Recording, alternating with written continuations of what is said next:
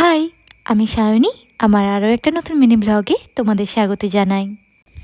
এটা কোনো একটা সানডে ঘুরতে গিয়েছিলাম, সেটারই ভিডিও। এই জায়গাটা আমাদের বাড়ির থেকে খুব একটা ডিস্টেন্সে না, তবুও খুব কমই আসা হয়। এই যে নদীটা দেখতে পাচ্ছ, এই নদীটা ক্রস করে যেতে হবে আমাদেরকে ওই পারে।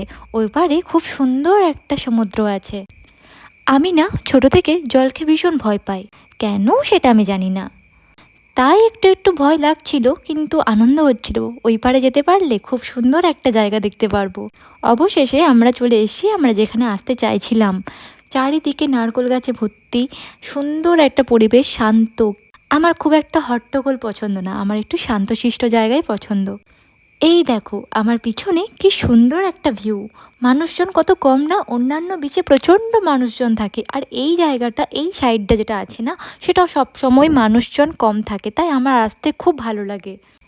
আমি না ফেসবুকে অনেক ভিডিও দেখেছিলাম যে রাম লিখলে নাকি সমুদ্রের জল রাম লেখাটাকে স্পর্শ করতে পারে না, সেটাই আমি ট্রাই করছিলাম, আর সেটা সম্পূর্ণ ভুল। এই যে বীর পালোয়ান আমি জলে যাব ভাবছি, তাই সেটারই প্রিপারেশন চলছে। আর এই দেখো আমার কীর্তন শুরু হয়ে গেছে। সে আমি কিছুতেই জলে নামতে চাই না, আর সে আর আমাকে ছাড়বে না, টেনে টেনে নিয়ে যাচ্ছে। এই দেখো আমি উল্টে পড়েছি আবার। নাও, বোঝো ঠেলা, আমাকে জলে নিয়ে যাওয়া না। বাকি ভিডিওটা আমি নেক্সট পার্টে শেয়ার করব, এটা অনেক বড় হয়ে যাচ্ছে। বাই।